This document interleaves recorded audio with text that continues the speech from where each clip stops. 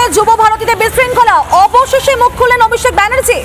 বেশি উৎসাহিত হয়ে আদিক্ষেতার জন্য বঞ্চিত হলেন মেসি ভক্তরা। যারা 10 থেকে 12,000 টাকা দিয়ে টিকিট কেটেছে তাদের ক্ষোভ হওয়াটাই স্বাভাবিক।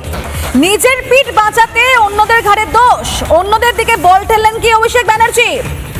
তিনি বলছেন যে বাংলাকে বলা হয় ফুটবলের মক্কা, যে আশা উৎসাহী দর্শকরা এসেছিলেন, কয়েকজনের ব্যবহার আচরণ আদিক্ষেতা দেখাতে গিয়ে যারা সমর্থকদের বা ফ্যানদের নিরাশ করেছেন তাদের নাকি জবাবদিহি করতে হবে। কিন্তু সবটা কি তাদের দায়িত্ব?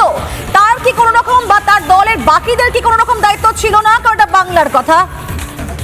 নিজের পিচ বাঁচাতে গিয়ে অন্যদের ঘাড়েই দায় চাপালেন অভিষেক ব্যানার্জি। তবে এদিন তিনি কি জানিয়েছেন যুব ভারতী কাণ্ড নিয়ে শোনাই আপনাদেরকে। উৎসাহ নিয়ে দর্শকরা এসেছিল, কয়েকজনের ব্যবহার এবং আচরণ বা আদিক্ষেতা, আমি এই কথাটা শব্দটা এই কারণে ব্যবহার করছি, বেশি উৎসাহী হয়ে আদিক্ষেতানি দেখাতে গিয়ে যারা